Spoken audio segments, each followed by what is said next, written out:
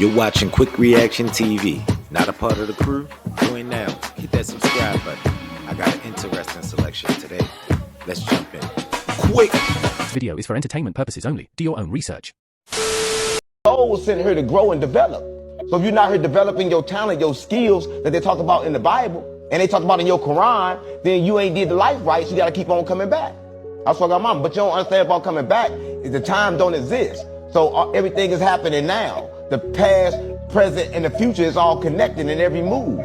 So you're just gonna die, come back in another body, but it's all happening right now like a long ass dream, but you just don't understand it. The giant genes still be in our DNA today? Let's get into it. Pause. TikTok, this is for entertainment purposes only, so don't ban me. Anyway, on one of my videos, we spoke about the Epic of Gilgamesh and how I feel like Gilgamesh was actually just a Nephilim. And if you aren't familiar with the Book of Enoch, we are delving into that. A Nephilim is basically a giant. Now, these giants came from the fallen angels, aka the Watchers, that came down and procreated with mortal women. And all of them were dealt with the flood of Noah. Fast forward to now, they say that they found the tomb of Gilgamesh. And not for nothing, a lot of sources labeled him as a giant because of how large the body was. Now, I can't speak that as fact because I wasn't there, but I do find it interesting. Let's talk about something else that's interesting. The tomb of Gilgamesh was found under the Euphrates River. Now, the Euphrates River runs through Iraq. When the US invaded Iraq, why do you think the first thing that they did was look for the tomb of Gilgamesh? It had nothing to do with the war or anything like that. They were out here hiring every archaeologist they possibly could to find this body. Why do you think that is? Now, there's a theory that they were looking for his body so that they can try to harvest the Nephilim DNA. And I've heard that quote-unquote theory a lot, so it's definitely giving fact. Now, this tomb was supposedly found in 2003, but nobody knows where his body is, even though the US requested for it to be brought back to the States. And I've heard that it was mentioned in the leaked emails of Hillary Clinton. I don't want to say that because the last time I did, I got banned for misinformation. But anyway, I haven't delved into that completely, so I can't say that that's fact. Now, on the other hand, a lot of people say that this is complete nonsense. It never happened. But I just find it funny that anytime archaeologists find anything that remotely points to the Bible being proven, all of a sudden it's a bunch of nonsense. It never happened. That could just be me being a skeptic. As always, y'all, make sure you like and follow and comment down below what you think. What? What? And you got to be kidding me. Now, that's what they saying if the person or baby develops a 6-toe or 6-finger, which there are people in recorded history of being born with 6 toes and 6 fingers. They're saying that that might be the giant's DNA. I don't know about that because science says something different, but that is a weird phenomenon. Y'all let me know what y'all think in the comments below. I really just don't think you guys are ready for what I'm about to tell you. You need to have an open mind if you're going to understand that almost everything bad and evil in modern day society is from the fallen angels. In part 1, I told you guys a couple things that the Watchers taught humanity in the times of Noah. So let's get into part 2 and dive a little deeper into just how much heavenly knowledge they shared with us against God's will. Did y'all know that earth signs, moon signs, fire signs, all of that astrology comes from the fallen angels? For example, the fallen angel Araquiel taught humans the signs of the earth, later morphing into earth signs. Taurus, Virgo, Capricorn, all of that comes from Araquiel. Araquiel taught humans to practice geomancy, which is a practice that involves divining the meanings of geographical features. It can also be called feng shui, earth divinations that uses compasses and charms to coordinate interactions between people. Another fallen angel, Shazaquiel, taught us meteorology. That angel's name translates to the shooting star of God. Another angel called Sariel taught humans the courses of the moon and how to measure time through it and attempt to predict the future. Penemu, another fallen angel, taught humans how to use ink and paper. Notice the name, Penemu. And what do we write with? Pencil. Pens. This, y'all, everything is connected. Spelling, spells, cursive, curses. Come on, guys, stay woke. And something that you can see a lot today is that whole divine feminine thing. That came from the Watchers as well. Remember that they procreated with mortal women. Now, these angelic beings lusted for these women, but the women, they lusted for something different. Power. They wanted to know how to use their God-given abilities, such as the ability to give birth, in a way that will bring them power and dominion on earth. So their angelic partners taught them ways of divination, which included using their menstrual cycle, if you know what I mean, to do paganistic ritual. And this is also where sacrificing, little ones came from. Not only that, I'm gonna blow y'all minds right now. They taught them how to use sorcery, charms, and spells, not only with words but with music. Now, if you watch my other videos, y'all know what happened to the mortal women after the great flood of Noah. If you haven't seen my videos, I'm gonna break it down for you. God cursed these women to roam the seas as sirens, aka mermaids. And just in case y'all didn't know, mermaids are not cute and pretty like Ariel, they're evil. So anyway, these sirens are part of the demonic marine kingdom that is cursed to be without dwelling until their time of judgment. Now, what was the thing that they learned from their angelic partners? Sorcery with music. What do sirens do to lure people into the water to unalive them? They sing songs that put you in a trance. Oh my gosh, did I just blow your mind? I'm smiling, but it ain't funny. I'm smiling, but it ain't funny. It's an awesome book. It's littered with sex, lies, murder, deceit, betrayal. It's called the Bible. Pick it up and read it. What she's referencing is the book of Enoch. Y'all let me know if y'all want me to do a deep dive in the book of Enoch. I got a lot of videos on that in the previous. Y'all should go check that out. But read up on your Bible, guys. Meet Kendrick Lamar. He's from a city called Compton. This is their city hall as seen in the video. Wait, I thought he was from Los Angeles. Well, Compton is part of the greater Los Angeles area, so he still says he's from Los Angeles, which is why this clown appears in Kendrick Lamar's video. He's a Los Angeles legend named Tommy the Clown who keeps kids off the streets through dance. He also invented a popular dance called crumping. Kinda. This is his dance crew. They're wearing red, white, and blue to symbolize America versus Canada, but also to symbolize these two groups of individuals that didn't like each other for a very long time. Hey, you know who else was part of this group? Kendrick Lamar. Just kidding, kinda. Listen closely. Don't make the same mistake as Drake. Rapper YG, as Drake said, grew up as a full member of the Red Group, but see, Kendrick Lamar grew up as an affiliate of the Red Group, meaning that he grew up on a certain block as to where all his friends loved that color red and his family members loved that color red, meaning that the red people will always have Kendrick's back. So when Drake tried to put them against each other, it showed how clueless he was about Los Angeles and street culture really, so YG had to correct him by showing up in all of Kendrick Lamar's concerts and videos. Like this guy, DJ Mustard, who made the beat for Not Like Us. He's also from Compton, but get back on track, we're talking about Kendrick. Just kidding, we're talking about Steve Lacy, also from Compton. That's why he performed at Kendrick's concert. Tyler, the Creator's from a neighborhood like right next to Compton. That's why he performed. Russell Westbrook's from the same neighborhood as Tyler, the Creator, which is why he hopped on stage and LeBron James didn't, because LeBron James understood this is a Los Angeles thing. Also why DeMar DeRozan hopped on stage. A for sure Hall of Famer basketball player who grew up in Compton, played for a little bit in Toronto, Canada, where Drake's from, but came back home to Compton. Which brings us to Dave Free. I don't know if this is the same reference, but it looks good. Also Compton native, Kendrick Lamar's childhood friend. Drake tried to put them against each other, but they're like, nah, we good. Which is also why he brought his family, saying, nah, we good. They just don't like the spotlight. Which is also why she's wearing this shirt, because Drake accused Kendrick of doing something to her. If you don't know what this shirt is called, look it up in the comments. Drake essentially lied about everything, but what you need to understand is Drake and Kendrick are from two very different places. Drake also said, hey, your label probably hates you. Kendrick said, no, they don't. They're right here. But why Drake said that is because usually in the music industry, if you leave your label, something bad probably happened. It was a fair guess.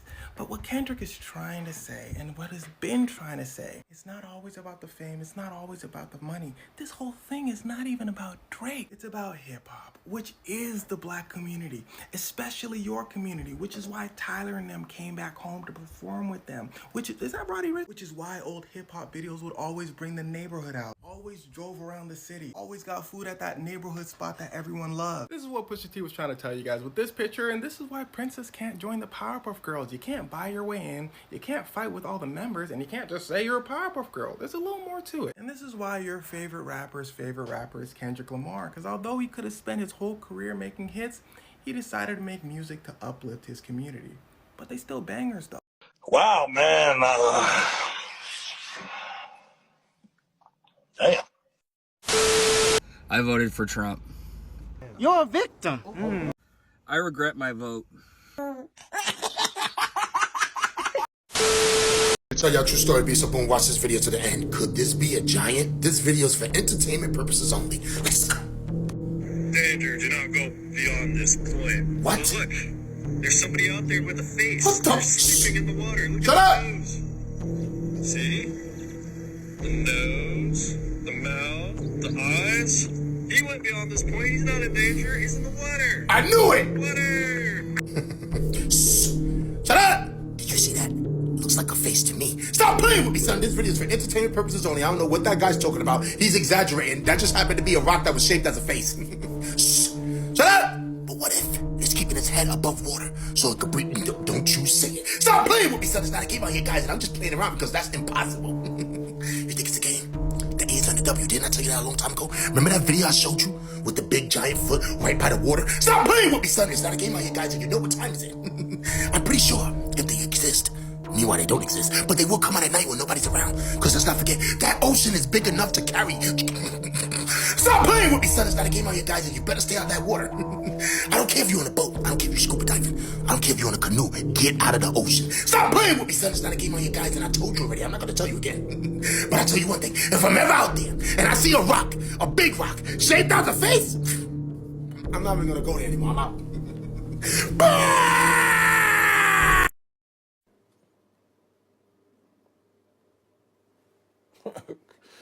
Okay. Stop playing with me, son. Nah, for real. Y'all think giants are real? Check out this next clip. People are freaking out after finding out these people have lived underwater for 1,000 years. These people, known as the Bajau people, live in the Philippines and across Southeast Asia. They have evolved in the most crazy way and literally live underwater. Over the past 1,000 years, yes, 1,000, these people have lived in these makeshift houses on the water, just in the middle of the sea. They spend their days on the water, in the water, hunting, just living a very simple life. Now, they also get the name the sea nomads because of the way they've evolved. So these people, as you can see in the photo right here, do not have to wear goggles or anything to go under the water. They have evolved. Their eyesight has evolved, meaning they can see underwater crystal clear like we would with a mask on. But they can also hold their breath for an extremely long time, reportedly up to 5 to 10 minutes, which, I don't know. And a lot of them also purposely burst their eardrums so that they can deal with the pressure when diving to deeper depths. The people may have developed, but their way of living hasn't really changed at all since 1,000 years ago. What? What the fuck? Nah, real talk. I went to school, elementary school, with a girl who had webbed feet. All of her toes were connected in between. That was pretty weird, but I thought she was cool. Now, we done got giant DNA leads to 6 fingers or 6 toes, and we got mermaids that come from the Bible, and we have people that actually have adapted to water. Y'all let me know how y'all feel about this in the comments below. We now actually know what happens when we die. In some of the biggest news of the century, we've now got evidence suggesting that your life carries on after you die, and it gets a lot crazier than that. Make sure you share this video with your friends and family because you don't want to miss this. So an old woman was passing away, and as she died, they had her hooked up to a machine which was monitoring her brain. Now, what scientists got from these scans after she passed away was these photos, which don't look like much right now. But what these show is that a part of the brain, specifically the part of the brain that processes memories and experiences, was still active after death for around 8 minutes. And this is crazy because years ago I made a video saying about the 8 minutes after death and how your brain is still active. They did tests before on a man who died and found similar things, but nothing as concrete as this. As I say, from these scans, it showed that the brain was still active for around 8 minutes after this woman passed away. And specifically that she was processing memories, i.e. her life, flashing before her eyes, the common term you've probably heard. So this suggests that when you pass away, your life does flash before your eyes. You get memory flashbacks and maybe relive parts of your life. It also links into the theory I've spoken about before and many people have said. Think about when you have a dream. Sometimes dreams can feel really real and time's different, time dilation of course. Sometimes you'll have a dream, it feels like an hour but you wake up and it's been about 2 minutes. Well, the same might be happening in this 8 minutes after death. Reliving memories, what feels like days, weeks, but is only in the 8 minutes. Or maybe even like a lucid dream. creating some sort of new reality. So what's to say you're not dead right now in that 8 minutes, and this is all just a figment of your imagination?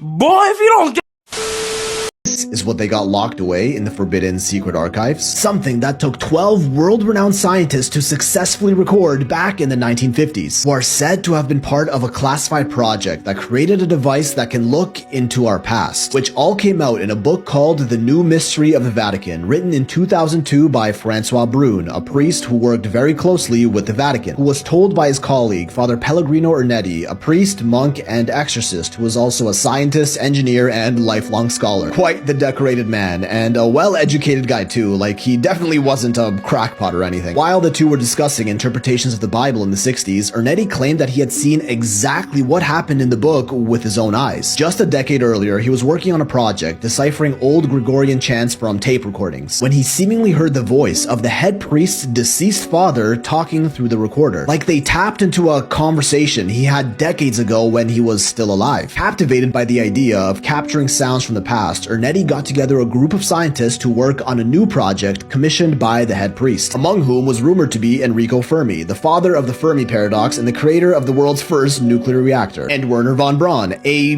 German aerospace engineer poached by the US who ended up as a key director during the foundation of NASA. Once again, quite well-educated individuals. Together, they worked on a machine called the chronovisor, capable of harnessing electromagnetic sound and light waves emitted from the past, and convert those signals into pictures and audio on a cathode ray monitor that allowed us to view the past on a TV screen. According to this work, light and sound continue to exist as residual energy long after the events that produce those lights and sounds have happened. And if we can somehow capture those waves and rearrange them in the sequence that they happened in, we can literally watch the past. Sounds impossible, right? Well, you actually kind of have your own version of a chronovisor at home that you use every single day.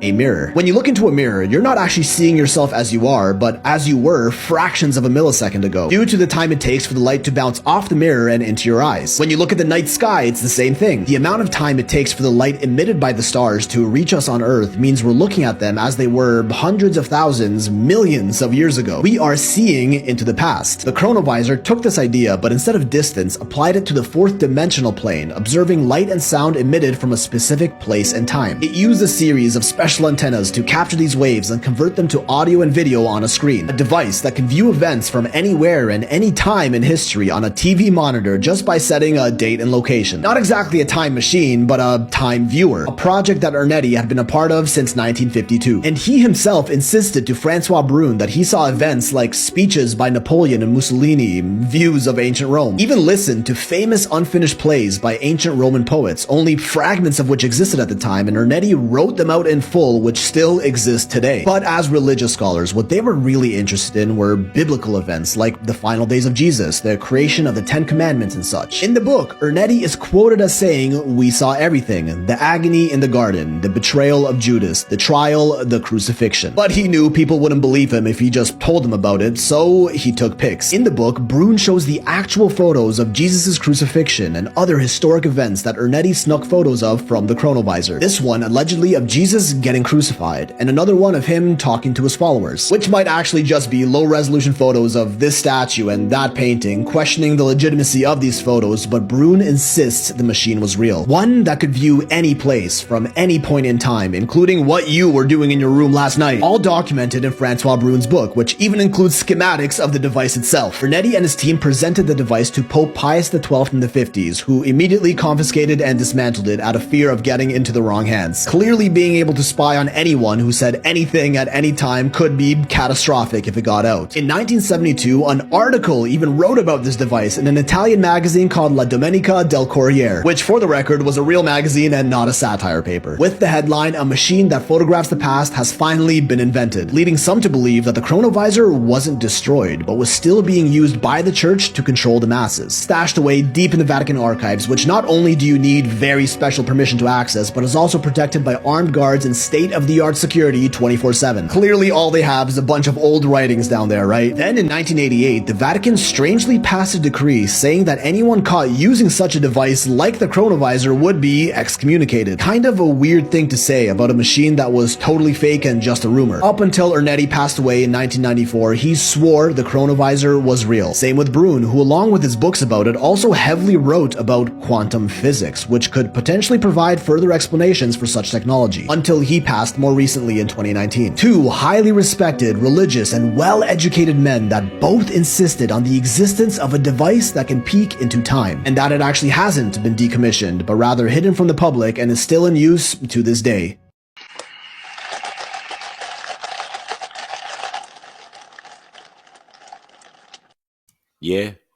Yeah, I feel the same way. You can go check the patent out. Go look it up. Y'all let me know what y'all think in the comments below. That's the episode, crew. Thanks for chilling to the end. Please like, subscribe, and comment on the content. And remember, keep God first, respect yourself, and remember to forgive. And I'll see you in the next vid. Quik